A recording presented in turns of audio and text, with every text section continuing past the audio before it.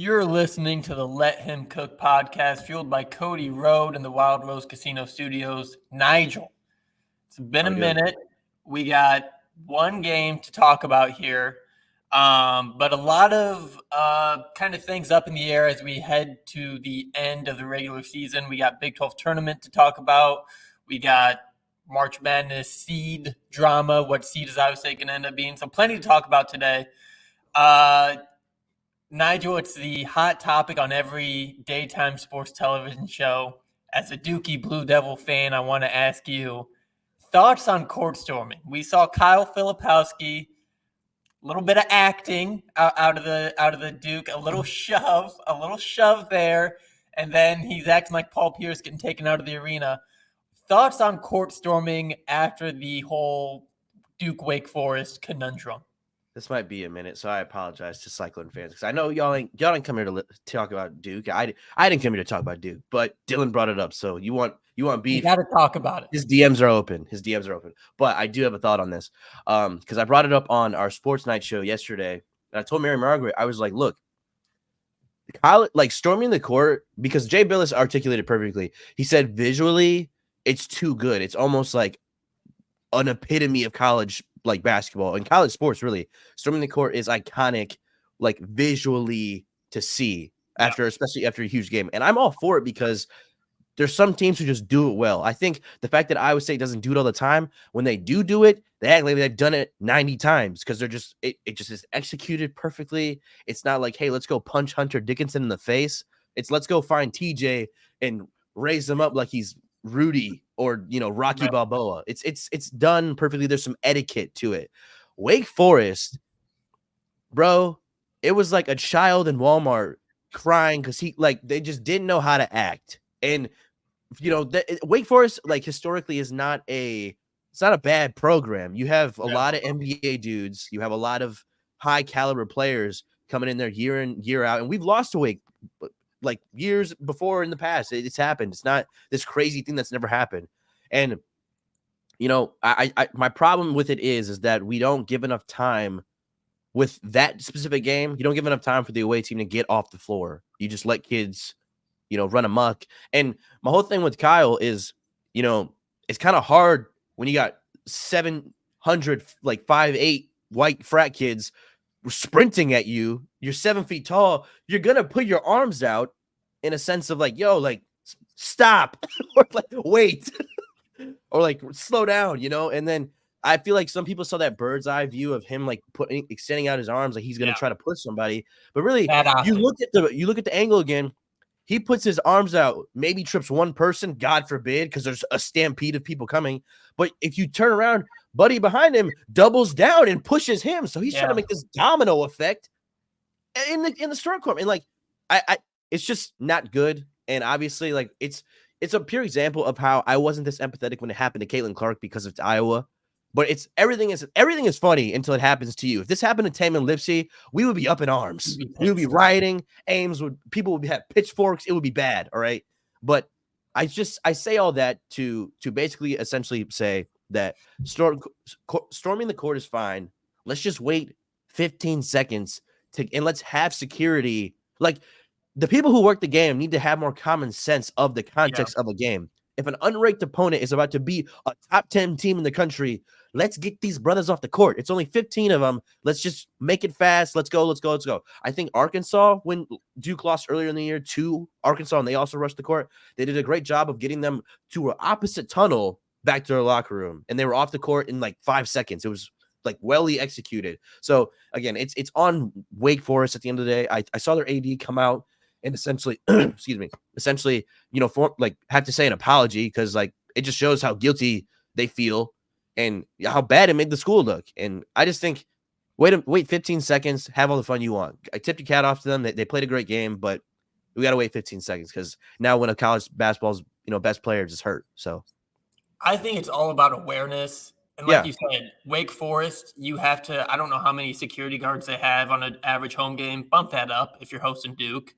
If any unranked school, if you have a top 10 team and basically if you win, a court storm is coming, just like ramp up security. The other thing, though, is like players need to have better awareness. If I'm Kyle Filipowski, you also know that court storming is about to happen. There are like hundreds of Wake Forest kids like biting at the chain to storm that court. Get your ass to the sideline, man. Like there's no point to be in the middle of the court when that time goes final. Like the game didn't in question. It didn't come down to a last second shot. Just like get to your bench before the game's even over. I just think too, like with it being a 4-point game, you don't necessarily want to get off the court like too early. Yeah. Because then you get in film and then coach is like, what the hell is that? Why are you walking? Like you already gave up. So it can be interpreted like different ways. And it's a hard line to follow. And again, it's on Wake Forest to be like, yo, if we ever have a blue blood period in here, ramp up security and get off, like give them 15 seconds to get 15 guys off the floor and then have at it. Yeah. But it's like these are two teams with a lot of history too. So it's not like Wake Forest would be lying if they said they didn't hate Duke and that they don't want to punch Kyle Filipowski in the face. Like they probably did. So I'm not ever going to give those kids the benefit of the doubt. My advice to them would be settle down because you're still a bubble team. So you got bigger fish to fry than that one game. Right. So again, 15 seconds, have your fun. That's my opinion on the matter. Nigel, you already mentioned Arkansas. I'm going to give it to him again. This Arkansas-Missouri game, I saw way too much of it. 9 minutes of the Iowa State-West Virginia game had gone by, and I'm watching these two kind of bottom feeder SEC teams having a mid-off. Mercy. Get that off of TV. Put that on the plus. No one needs to watch that this year. Put it on Peacock. Yeah. Hide it. Put Paramount Plus. Put it somewhere. Put it on Nickelodeon. So anyway, had the slime coming out. Yeah, do a little Nickelodeon Kids cast. Maybe a benefit though to Cyclone fans. West Virginia got off to an 11-2 lead, and a lot of good basketball going on. So I'm not even looking at it on my phone right away. I took a group chat for me to be like, wait, we're down 9, we're down 11-2. I think it was like 15-15 when TV coverage started. When I started watching, Keyshawn Gilbert went on like a 6-0 run by himself. So obviously Iowa State woke up. The main context of this game is Iowa State did not play a perfect game, but they found a way to win. And I feel like in years past, we talked about that home loss to Oklahoma State. Otzelberger teams have just lost a couple games. You look back and you're like, how did we drop that one? I feel like this was a classic case of like we finally have the talent to not drop this. And I think that's why you saw us come down from an 11-2 to lead and kind of take control of that game is we have the talent to do it now. Yeah, and like we've talked about on multiple occasions, in those games where we do drop, it seems to be it's because the offense got stagnant and predictable. Yeah.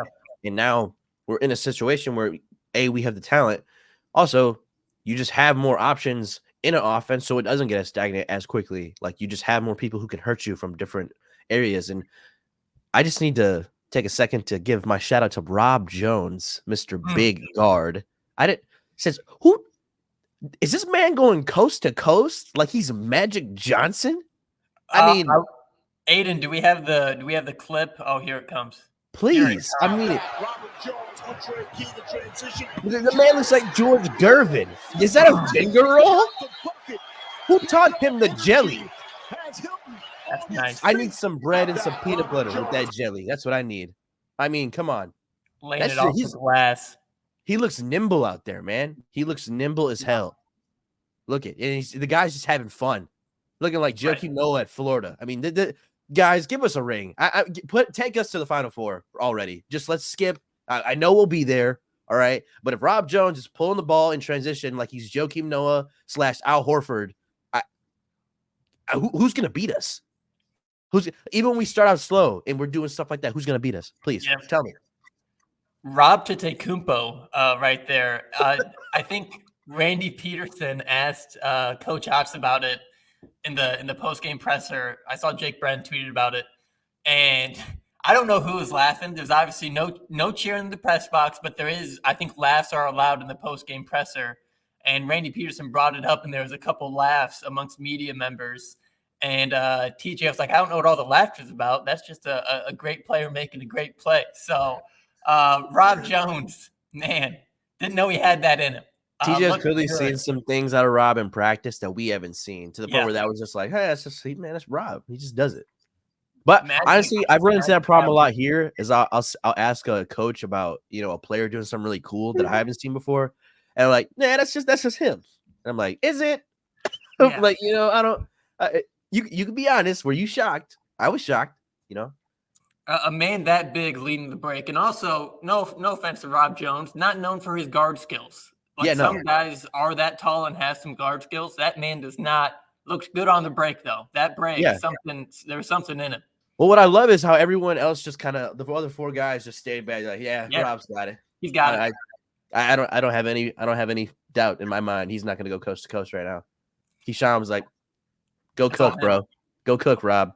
Let Rob cook. Let Rob cook." That's all I got to say. Good. And that was a big momentum in the first half. Paveletzke had some great minutes kind of right Yes. before that Rob Jones coast-to-coast layup. And Pav, I said before this game, I said this is really a game where I think Paveletzke can play 15 minutes. Mhm. West Virginia is not super long and athletic. I mean, they have dudes, but this is a game where you can kind of get away with Pav letting Tamin get his rest and let Pav go in there and make big shots, and he did. Even down the stretch, he was playing late in the second half. So just a good matchup, and he played really well. It's always good to see kind of guys not forgotten about, but I mean, Paveletzke hasn't been a huge impact player on this team, and then he has a game like this against West Virginia, and it's one of the main reasons why we're able to pull a game out that we didn't play the best in. So credit to him, because that's a tough position to be in. Coming off of a freshman of the year performance in the SoCon, come to Iowa State, eighth, ninth man on a right? team, But still performing. Like, how impressed were you with Paveletzke in this West Virginia game? With Jackson, I was very impressed, and I feel like you said, he got us out of that hole. Yeah, And I feel like it was just very necessary because, West Virginia seemed like they were kind of playing some desperate basketball. They needed a win of beating a team of our caliber to kind of stay relevant and kind of have a push at, kind of anything, really, especially for tournament seeding. And it just seems like Pav was like, look, he seems like a very, like, not quiet kid, but very observant, of like his time on the bench is not being like, oh, he's spacing out. Like he's looking at what he can make an impact on, I feel, every game. And I feel like that's being emphasized to him on this coaching staff. So I feel like he was a huge like lift for us. And I feel like in a game like this, where, you're playing a team like West Virginia, where you can kind of take your foot off the gas a bit. Cause even us as fans, we were like, it's going to be a beat down, blah, blah, blah. Right. It wasn't. And I think maybe the players are caught off guard, and it may take that eighth or ninth man who just needs an opportunity to showcase, what his impact can be on winning, to do that. And I think Jackson did a great job, just, making big time plays. And I think, going forward, that can really be an X factor for us, come March. Cause, guards win, like we told you, guards win national championships. And it's not always, a Shabazz Napier or a Kemba Walker. Sometimes it's a Spike Albrecht. I'm deep. You're digging deep in the bag. You're talking about Spike Albrecht, but it just could be that type of guy that gives you guys that extra boost to stay alive and keep going. So shout out to Jackson, had a great game, and really I would say was the reason we were able to get a remotely comfortable lead over a very hungry West Virginia team. Yeah, 9 points from Jackson, 2 boards, and assist. And I think kind of where he gets exposed is he's usually a step slow against elite guards on defense, but the effort has always been there. I mean, he's diving after loose balls. He's picking up loose ball fouls. And on a guy like Paveletzke, where you're playing 16 minutes a game, go ahead and pick up a loose ball foul. Like, that's not gonna kill you. You have the kind of luxury of racking up fouls because you got the depth there. You got Tamin Lipsey and Keyshawn Gilbert, ready to close out those minutes. So they're expendable. Go get a foul. Go be crazy. Just kind of dog off a leash mentality and just make a difference. And that's what he did. Another player, Lipsey, just kind of a vintage performance. I feel like he was the one that stepped in and got things under control. West Virginia was up 51-50 in this game. Iowa State goes on a 14-0 run to and West Virginia, they kind of reminds me of the Texas Tech game where the game felt over, but like it would look bad if West Virginia just gave up. So they were kind of forced to foul and like shoot quick threes. I think the score of this game is closer than it was. Iowa State was up 13 with 2 minutes left. But Tamin Lipsey, like I said, always in control. This team is so good at playing their brand of basketball. And I think he is just kind of the one that makes that happen. He's the one that calls those shots, slows it down, mucks it up, makes it ugly, and is going to get his guys open for shots. So impressed with his play. Do you think he's risen to an all-conference season this year? Yeah, no doubt. I think when I see Tamin, I look at, and because I'm a Duke guy, I see the same transition with Tamin of like with the same year that, Trey Jones was playing with Zion Williamson, was a fourth option offensively on that team, then transitions to his sophomore year and becomes ACC Player of the Year. And I think it takes a certain type of player to have that type of jump in a year. And I think Tamin always had this extra gear that we're seeing this year. It just wasn't being able to be showcased because we had so many other older guys who had to get their touches and whatnot in the offense.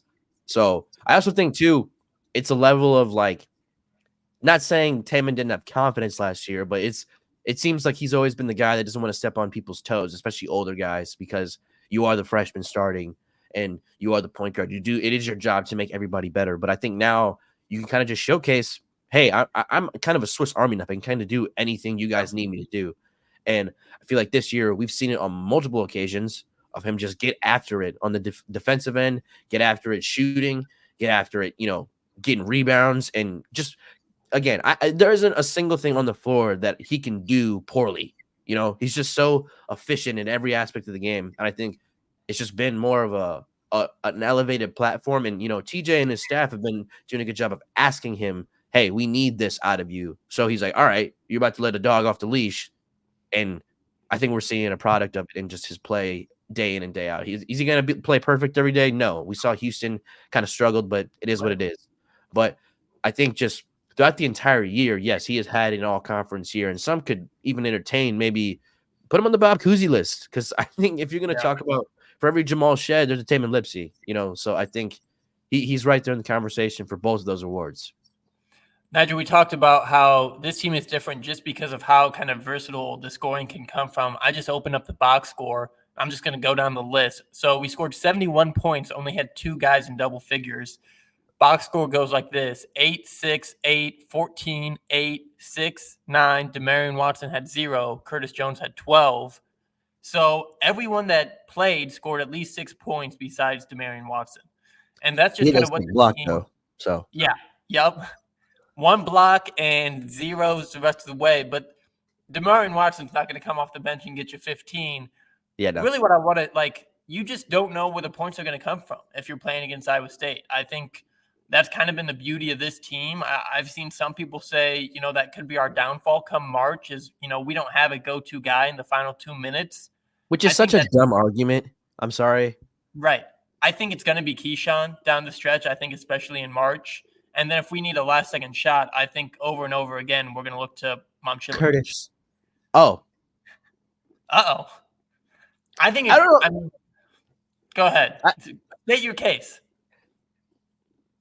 I think as of late, I don't think I'm crazy because, it take maybe the last 10 games. While Momchilevich has been knocking down shots, I think Curtis has been a bit more consistent. Am I crazy? Yeah. The only thing, if you're drawing up a set play, I think what Momchilevich struggles is to get open on his own. He has a tough time creating his own shot.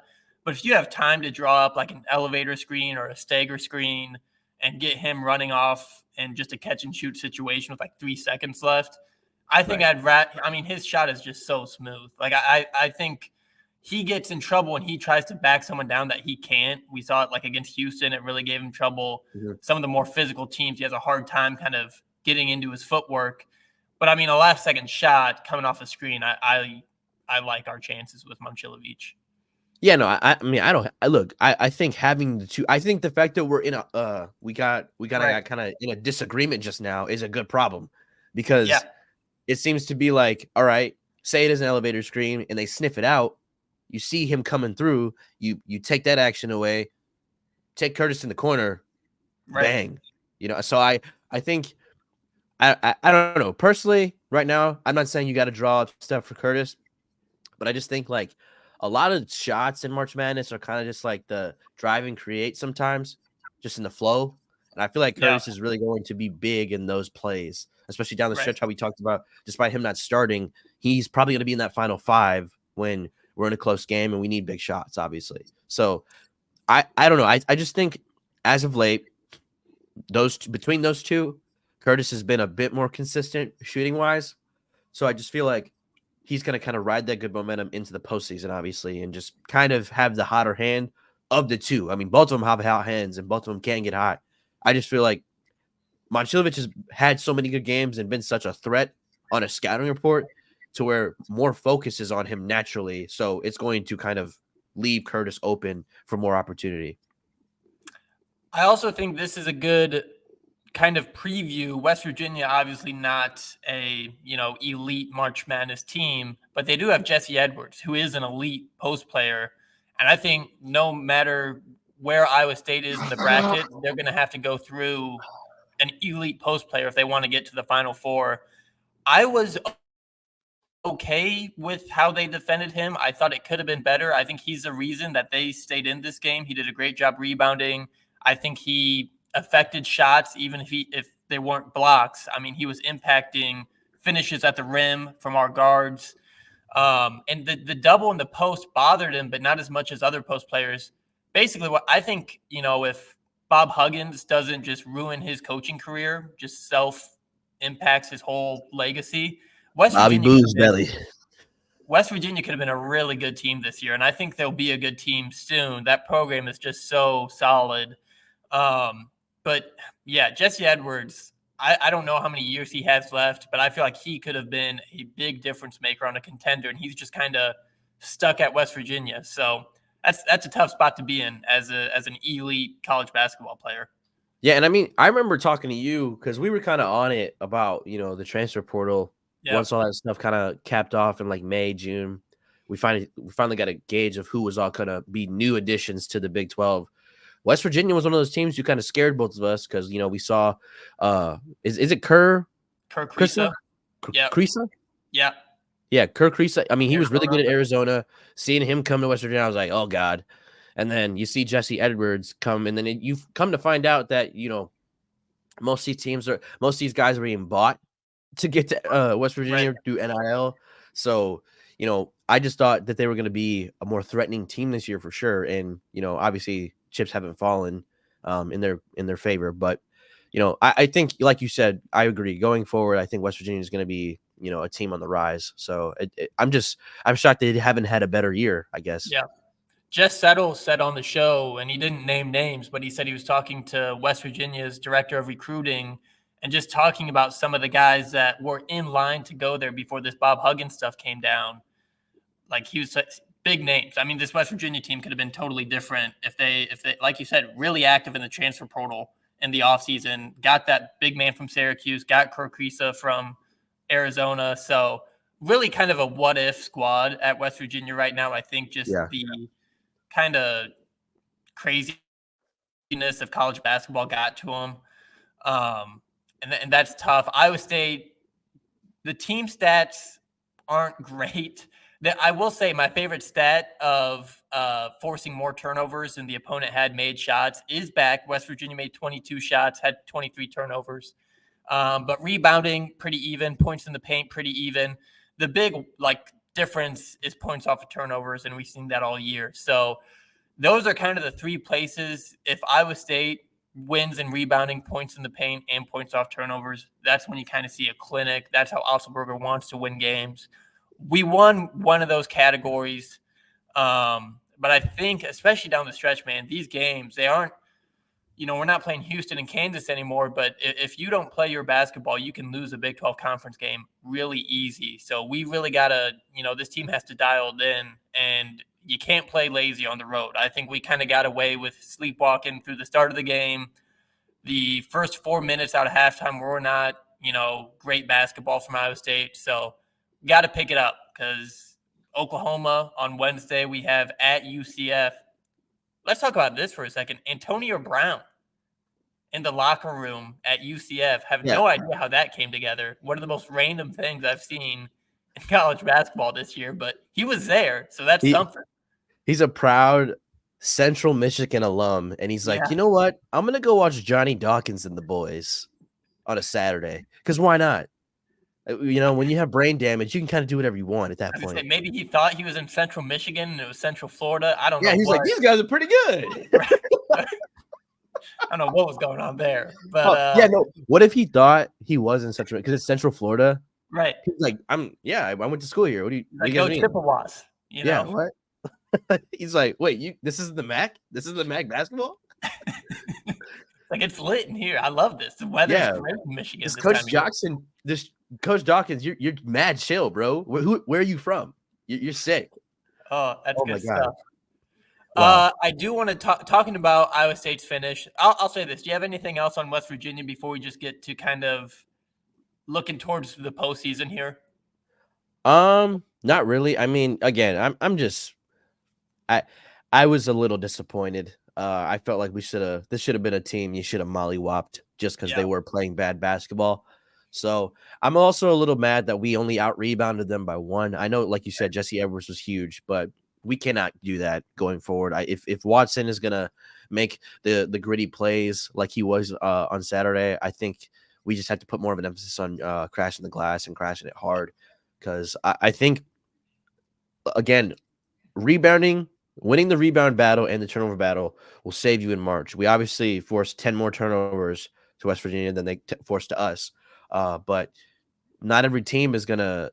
So March is so weird that, a team like West Virginia, who is not, like, I guess, really high praised on, is going to get the momentum they did at Hilton at a neutral court site and completely ride out. It could be like a Pittsburgh Iowa State moment last year where it just seemed like they made the first punch and they just kept punching.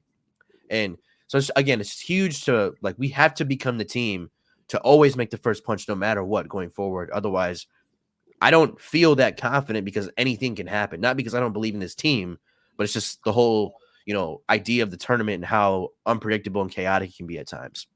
Yeah.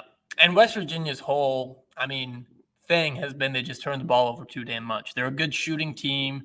They play good to average defense.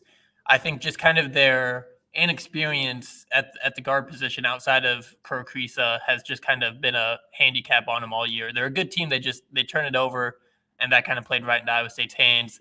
I'm with you though. Just came off a loss to Houston. I would have loved to see this team just beat the brakes off of West Virginia, just not even have it be a contest.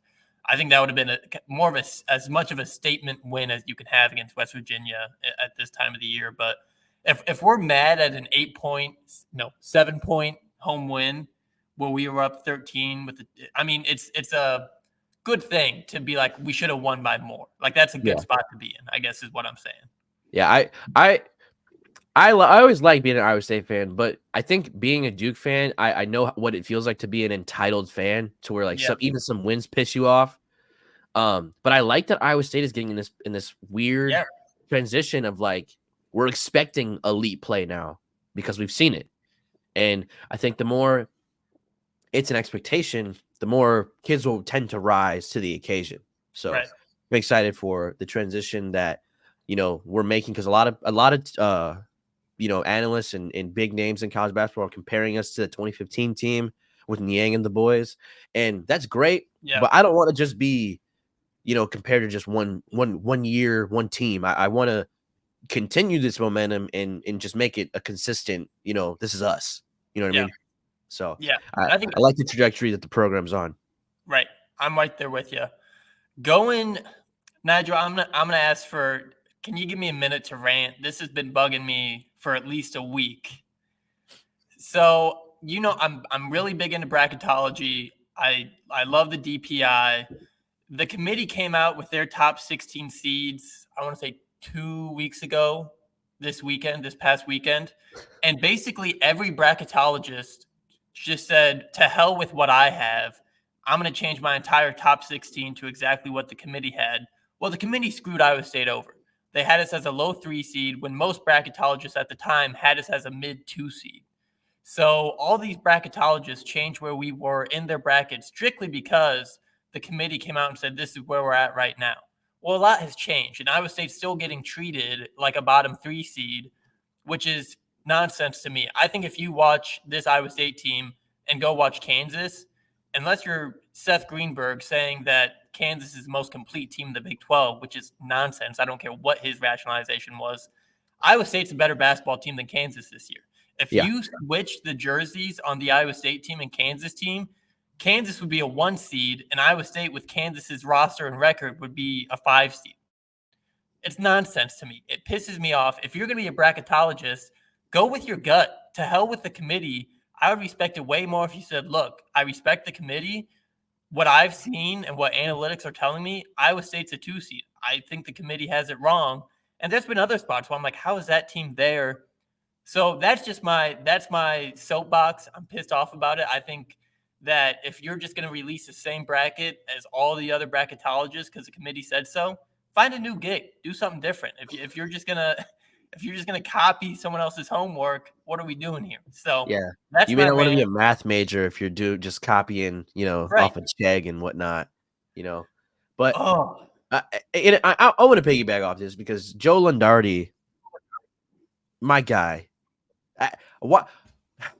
Why is he the face of bracketology? Like I get it. You're the one guy with enough time on his hands to go write a book about this crap, sure. but you have missed for the past maybe decade or so. Like I feel like all of these pre-bracket things, we as fans, we got to stop paying attention to them because Yeah. it's all for engagement. They're not even like remotely accurate to what Selection Sunday is. So it's fucking pointless. Like the amount of, like you said, turnover that is going to happen in the next 2 weeks because of conference tournaments, because of mid majors making the tournament that are on the rise, like a FAU was last year. Like Right.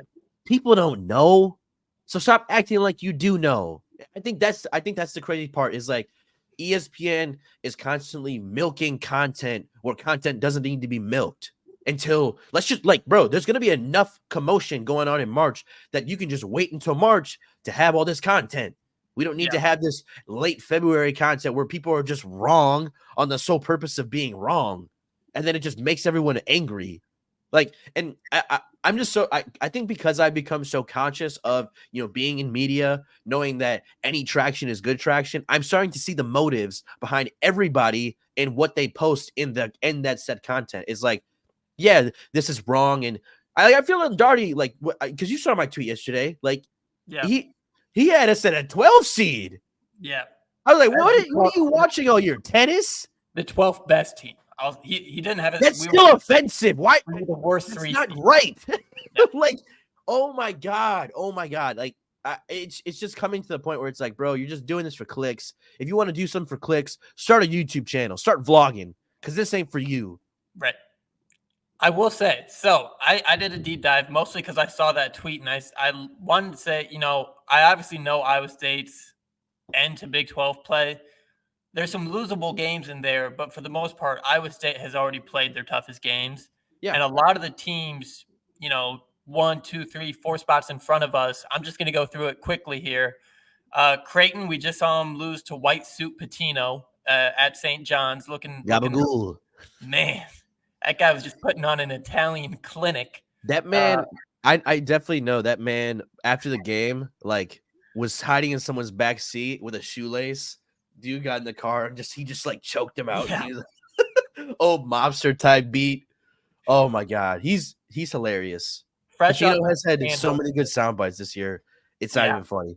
He knows how to be a spectacle. Like that guy Yeah. just knows how to get eyes on him in an all-white suit in Madison Square Garden. Like gabagool. I mean, that is just chef's kiss. Beautiful. He is the Olive Garden soup and salad. I mean, it hits every time, Yeah. and you gotta have some more. Yep. Give me some more Rick Pitino, please. We need it. So we got Creighton, and they have so Creighton and Marquette are both right in front of Iowa State.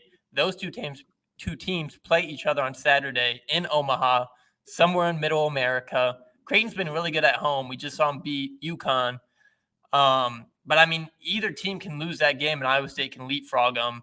Then we got Bama playing a losable road game at Ole Miss. Chris Beard coaching that team, and then they turn around and host Tennessee on Saturday, and then Kansas plays at Baylor on Saturday. And Kansas is the one that bugs me. We've seen Iowa State beat them head to head, and I really think if you watch Big 12 basketball, I would put Houston and Iowa State as the top two teams in this conference, and then like those two teams are my 1A, and then 1B is Baylor and Kansas. I think they're, I mean, right there with Iowa State and Houston, but I think there is a distinguishable difference. I know Iowa State lost at Waco, but I think, if Baylor came to play to Ames, I think Iowa State would win that game.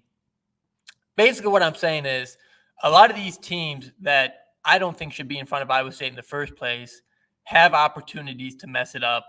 Iowa State has games, just win out. If you're Iowa State, win out. I think everything else will take care of itself. And I really do think, especially if Iowa State wins out, if they make a run in Kansas City, I think they're a 2 seed. I don't think there's 8 teams better than Iowa State right now.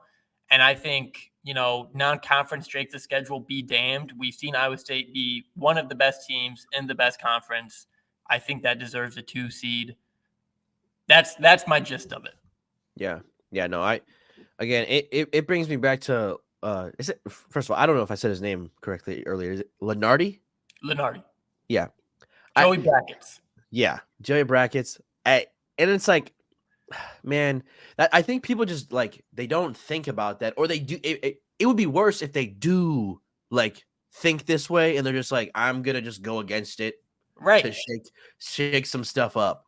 And it's like, bro, this isn't a soda can. You can call it how it is, man. Like, because the reality is, people are gonna go to people like that and take their word as God. Yeah, because you're Joey Brackets. It's in your name. You know the brackets. Like, I just feel like people got to take more pride and just be like more, like you said, go with your gut, because your gut is usually right. Yeah. In an instance of who's a better team, the eye test is huge. We've seen all these teams play. We've seen them play elite competition. We know how they're gonna respond to said competition. Like, what a team's gauge is right now, and I feel like now needs to be a more realistic time of calling it how it is. And look, and if anything happens in March, that's where the madness comes in. Like, I feel like if people are more realistic about what is going to happen now, it's more crazy when a Purdue or someone else does lose. I think too many teams like that get the benefit of the doubt now because of, just the guys they have on the team, as opposed to, what the team is actually capable of in a 6-game tournament where you cannot lose. You have to keep winning to reach the mountaintop. And I want there to be more transparency in this period of the college basketball season of who do you guys actually think is the best player? The people who are so apparently watching every game, taking deep dives and analyzing all these teams. And it's like, like how we're not watching everybody. I know they're not. Yeah. I'm just watching their favorite teams. And a lot of those people to just come off as like they know what they're talking about. They're just keeping their eye on the top 10. And who's been the most consistent in the top 10? Purdue, Kansas, et cetera, et cetera. It's like having a crush on the 3 hottest girls in school. It's like, yeah, we know about that, but where are the sleepers at? Where are the people with some low stock? Where are those girls at? And that one of those girls is Iowa State. Yeah. She's hot right now. High ceiling. Yes. She's got a lot of potential. She's wife material. You might want to date her post high school. Yeah. Just saying, So yeah, go ahead. I think too many people care about accuracy and doing exactly what the committee's going to do. I don't really we've seen the committee get it wrong. Like, I don't think the committee should be looked at as like the gold standard. If you want to call the committee out and be like, look, I know they have them as a 1 seed or a 2 seed. I think that's BS. Everything I've seen tells me they're a 4 seed. By all means. Like, I would listen to that before I'm going to say, well, the committee said so I'm going to say so. Yeah, are you the committee? What about you, Joe? Right. What about you, Joey? What's your heart say? From one tournament to the next, and it's the one that Iowa State will compete in first, going down to Kansas City. From everything that I've seen and heard, I think Iowa State's basically locked in at a 2 seed. We have tiebreakers with Kansas and TCU, who are right now the 3 and 4 seed. I think one of the only ways we're not the 2 seed is if like Baylor wins out and Iowa State loses like 2 or 3 games in the final 4 or 5. Basically, what I'm saying, Iowa State should be the 2 seed come Kansas City. Nigel, I sent you, if the season ended today, this is what the bracket would look like. And again, like we said, a lot of these teams are one game apart. Like, I mean, it could take, this Saturday for the 7 through 10 seed to be completely different. As of now, Iowa State's a 2 seed. We have Oklahoma as a 7 seed, Kansas State as a 10 seed. Just kind of looking up and down, I would say anywhere from that 7 to 10 range. Is there a team out of those 4 that you would like Iowa State to see in their first game in Kansas City after their bye? A lot of good teams. Like, there's not a lot of good places to hide in the Big 12 tournament. Yeah, I mean, I almost don't want to say a team because it's almost like I'm giving I'm giving the impression that I think they're beatable, Right. to a certain degree. And while the first team that came to my mind was Kansas State. Yeah. Because I feel like it's a team that's going to play desperate basketball, so it needs to make the huge tournament run to at least have a chance at good seeding. And I just think if we beat them again right before the regular season wraps up, I don't know if we're going to be able to have the stamina to beat them 3 times because a motivated Jerome Tang, I don't know what he's capable of. I don't know what he's going to be doing. He may have a new rap song that they're clapping to this year. I don't know. I don't want to find out. So, I don't even want to say, I don't want to give an answer. I'm not going to lie. Sure. But if I had to give an answer, probably Kansas State. Yeah.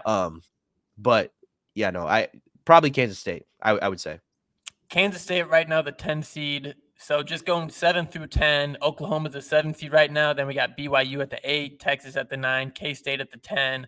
And Iowa State still plays 3 of those teams before the season's over. They play Oklahoma, K-State, and BYU.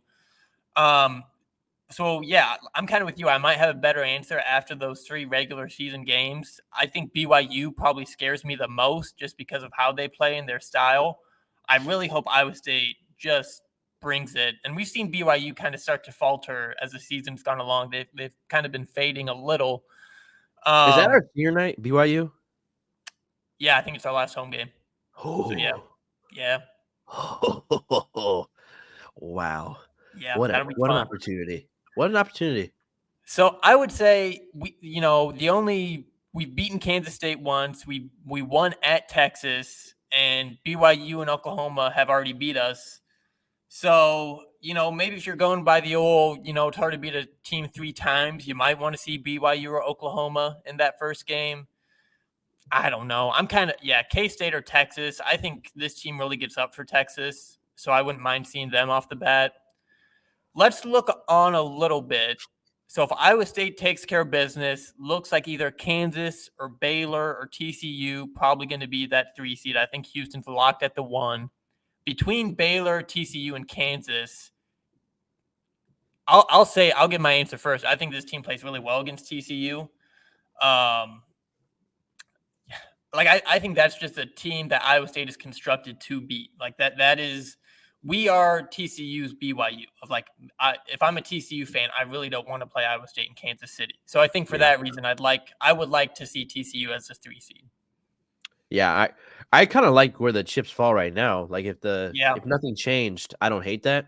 And I'm more so just I really the only team that strikes fear in my heart because despite not beating Baylor yet, I think we should have won there. And I think the basketball gods, sometimes they just don't choose you, and that it is what it is. I feel like that was just one of those days. But really, the team that, just despite us beating them or not, scares me is Houston. And I think it's not going to be hard to get to the championship. It's just going to be hard winning the championship because I feel like the fact that we're so close in the AP poll, both of us need that championship, and it's going to determine seeding in a conference tournament that I don't think – I feel like this year, the Big 12, because of those top 2 teams, which is Houston and us, I think it just holds a bit more weight because you got. When's the last time you've had like two top teams playing for the Big 12 championship in the same conference, like that are also in a top, like they're, like I said, they're two top teams. I don't see that happen too much. You may have one in the championship game, or you may. So I see some top 10 teams that'll kind of just take a step back, like Baylor, like they're not worried about winning when they are one of the top teams in the Big 12. They're not worried about winning the tournament, because they got bigger fish to fry, like I said. So I think more than other years in the past, this conference tournament holds a bit more weight because of the top two teams in the conference, obviously. Yeah, and I think, look, our road could be Oklahoma, who was ranked 11th in the country in January. Then you have Kansas in the semifinal, and then pretty likely Houston in the championship. Yeah. That, I mean, like, even with a bye, that is 3 really exhausting tough games. Yeah. I mean, and then you go right into March. So yeah, you need some icy hot after that. Yeah, gonna need some rest time in between championship Saturday and opening round on Thursday or Friday, because that's a gauntlet. And no matter where you start in this tournament, you're gonna play 3 really good teams at least. And then if you're, anywhere from the 11 to 14 seeds, like if Cincinnati goes on a run, their road would be Texas Tech, Kansas, Iowa State, Houston. Golly. What do you do? So call the police. Yeah, tough place to be in. I'm really looking forward to Kansas City. I learned I will not be traveling to Kansas City for KCCI. A little bummed about it. That was just I know it. We'll have great coverage down there regardless. I am going to Arch Madness, the Missouri Valley in St. Louis. That's a little better. Hopefully going to see a Drake Indiana State championship. That'd be awesome. But nonetheless, big competition in Kansas City this year. I think Iowa State's going to show out even more than they did last year. I think that's going to be packed with Cyclone fans, just with the hype around this team and the excitement. And like you said, it's bringing memories of, the peak of the Hoiberg times. Yeah. We haven't been a 2 seed since Jamal Tinsley was playing basketball at Iowa State. So let's not bring that up, please. Yeah. Don't look up what happened that this ain't summer in the Hamptons, all right? Come on. Let's stop. No need to go back and look what happened in 2001. Also, people are like, I remember earlier when we started this pod, people were mad we weren't talking about Tinsley enough and whatnot. And, maybe I think that's probably why. Like, as good as Tinsley was, he great Iowa State career, great Pacers career, great. I think he had a stint with the Jazz too, great guy, great player. But the way we went out, what is there to talk about, bro? Let's just, I think like naturally we just not much to talk about. And let's not talk about the 2 seed. All right. Cause that scares me too. I don't want to be, I can't, I don't want to. Let's just be a 1 seed. Nothing bad has ever happened while Iowa State was a 1 seed in the March Madness tournament. If not us, who? Just saying. Just throwing that out there, committee. When? Why not us?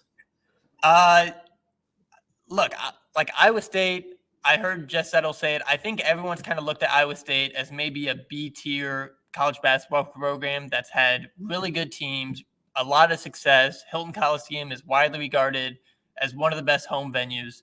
Kind of that missing jewel is a Final Four run. I like, that's kind of what you equate greatness to, even more so than championships, I feel like. Like Tom Izzo and Jim Boeheim are looked at as great coaches, not because of all the national championships, but how many times they made it to the Final Four. Yeah. And I think a Final Four run, regardless of what happens after that, that's what I really want to see this year. I think this team is as good as advertised. I think, it's all about matchups in March. It's hard to, predict it when you don't know who you're playing. But I think this team, they have the defense, they have the weapons, they have the identity, and we've seen them play really good against really good competition. So I think the ingredients are there, and I think that really is kind of the last barrier for nationally to be taken seriously as, an elite basketball program. Yeah, no, I completely agree. And I think there's no better time than the present to do something you've never done before, and again, it's going to take a lot of things going our way, but at the end of the day, I think you finally have the talent and a hungry coaching staff that I think among the country has a lot to prove still. Yeah. Like, look, guys, we haven't, none of us have been there. Let's all go together. Right. And I think that's got to be the mentality going forward. But I don't want to get too caught up on having to win the Big 12. Winning the Big 12 tournament would be huge. Right. But again, you're playing in such a good conference, it almost doesn't matter. So if we need to be the team to take a step back, lose one, like you remember when Brockington and them, they lost to Texas Tech by like 30. Right. Yeah. Took that lump, but hey, Sweet 16. Right. We got you guys. It was like you almost, I don't even know if they plan to lose that game that bad, but don't lose your head going forward if, we don't win the tournament, but hey, in return, we're going to have a great run at a national title. So I would much rather have that at the end of the day. Yeah. I think just by design, Iowa State fans put a lot of stock into the Big 12 tournament, and we've seen us win a Big 12 tournament, turn right around and lose the first game we play in March. 2019 to an 11 happened. seed. Right, to a bad Ohio State team. What? Woof. And then, UAB, which nobody saw coming. Iowa State was getting picked to make a Final Four run that year from a lot of teams, or a lot of people. So, I'm with you. Don't put too much stock in the Big 12 tournament. It is not just because you win your conference tournament doesn't make you a surefire Final Four team, I guess is what I'm saying. Yeah. Like, it's not a great gauge of success come March. It's kind of whatever. We've seen teams, like you said, flunk out first round, win the championship. It's just kind of the ultimate recency bias going into March Madness, I think, is what it is, more than anything. I think for us, we've always been a team where it's like, we don't know where our season is going to be without a Big 12 championship. So with that, it just gives fans a bit more security of like, oh, we'll at least be like a top 6 seed if we win our conference tournament. And I think the team's just been so good this year. I don't think you have to worry about that. I think you're going to get that top 4. Yeah, it would be disrespectful to get a 4 seed in the tournament. I'm not going to lie, but you're at least top 4 in a bracket. So I don't hate that. And it's a great position to be in, like I've said before. Yeah. A lot of things to shake out. We got Oklahoma on Wednesday, a little revenge game.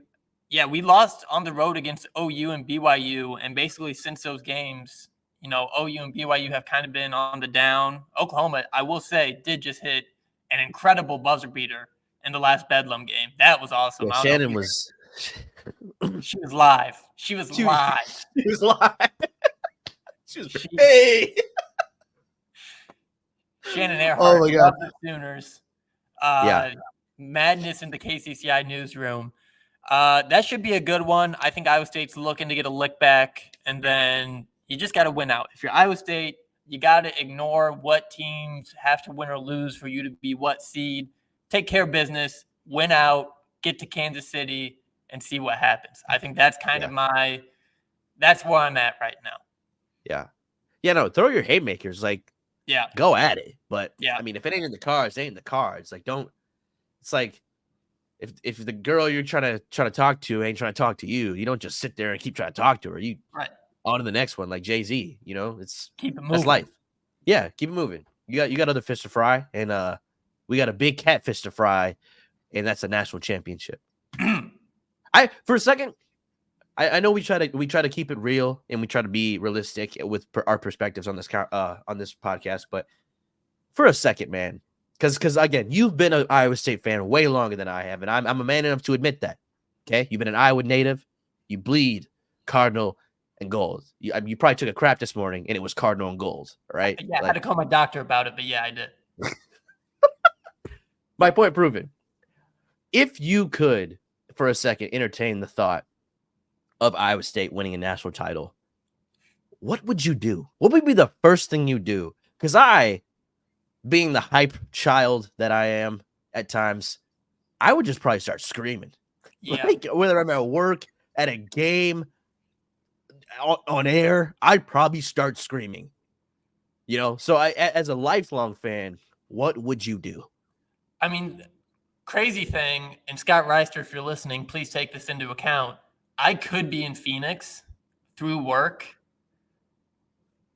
I have no Would you idea. drop the camera and start celebrating? Right. Basketball is my favorite sport. Iowa State is my favorite team. Like a national championship in basketball would mean more to me personally than a national championship in football. Just because Mhm. of, I grew up a diehard Iowa State basketball fan. So if I'm in Phoenix, if I'm in the building when that happens, I'm gonna cry. And even if I don't get to Phoenix and I'm just like at home with my family and friends, I'm gonna be just running around the house, probably run outside, screaming. I truly don't know. I think as an Iowa State fan, I thought more about how much is it gonna hurt when we lose because of how good this team is. And I think our whole identity as a fan base is just like you remember the heartbreaking losses more than you remember the exhilarating wins. So Yeah. I've been like keeping an eye out for 15 seeds that I think could cause Iowa State trouble than I have about, what's it going to be like in Phoenix. I couldn't tell you, man. I couldn't. I mean, that would be an all-timer to say I the mean, least. I will say I wouldn't be worried about just 15 seeds because, like, sometimes you get by those teams a little too easy, and then you get to Right. Elite Eight, and that's where the heartbreak comes because Yeah. you're a second away from the Final Four or the semifinal. You're a second away from the national championship, and it's just so hard to play 6 perfect games. So many things have to just go your way, and for every team, it's just not in the cards. But again, if it's going to be in the cards for any group, I think it's this team because the reality of it is they could lose. If they do lose, we'll be back. Yeah. I don't think you understand how the transfer portal has been very easy for us to get guys lately. But man, if we lose this year and all we have to do is replace Rob and Hassan, and then we get Omaha playing with real minutes, oh Lord, buckle your seatbelts. America is in trouble. Oh my God. Because I don't think you understand how easy it's going to be to get like 2 or 3 bigs in here. Plus JT, who's coming off a red shirt. Right. I mean, Seven bro, footer. I would be terrified if I was the rest of the country right now because we have like the trajectory. We almost have the opportunity to lose and be all right because you got Yeah. Keyshawn, Tamin, and Curtis all potentially coming back. Yeah. I Reload. love that. I love that circumstance. So I'm with you. yeah. And one other thing that you got me thinking about, I've seen too many Wisconsin fans, too many Ohio State fans. One, Wisconsin hasn't even fired their coach yet. Y'all going to make the tournament. I don't know what that's about. But Ohio State and Wisconsin fans thinking TJ Otzelberger is poachable. If I have to eat crow on this, by all means, I don't think that guy's leaving. Iowa State has You think always. it's a lifetime contract? I mean, if you keep winning, the thing I've thought about, I was interacting with some Cincinnati fans, and this is their 3rd year under their coach, haven't made the tournament yet.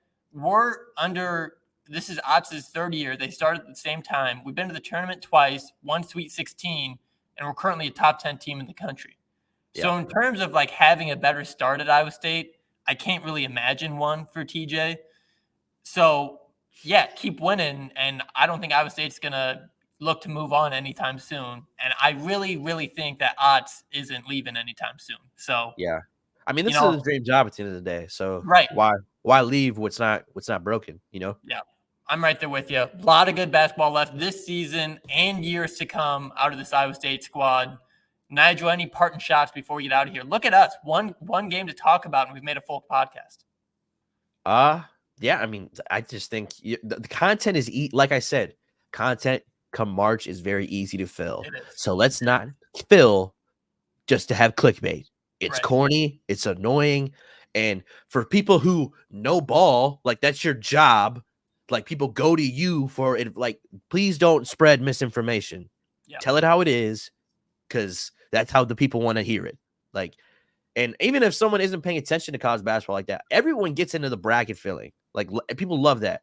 So keep it a buck. Who do you think is going to actually make it? And if they don't, hey, that's what makes March more like.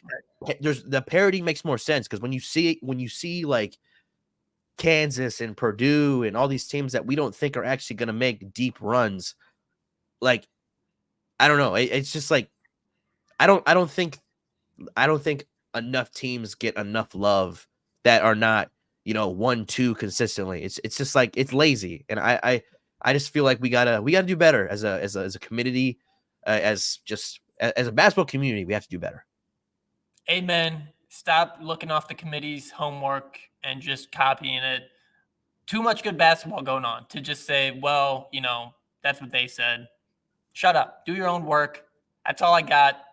That's just been my gripe for about a week of seeing tweets of Iowa State be, one of the worst 3 seeds when I think we're everything of a 2 seed. So yeah. A lot of basketball to play, a lot of stuff before we are on Selection Sunday. But come on, fellas. That's all I got. Do better. Do better. This week, if you can, as a human being, just do better. Do better. Let Iowa State cook. That's all I got. Let us cook. Because we cooked for an hour straight. No breaks. I blew my nose a few times, but we cooked. Cooked. Allergy season. It's allergy season. That's how you know it's March. When I start sneezing, you start hearing the trumpet. Like it's, oh man, I'm itching. Let them cook. Let's go.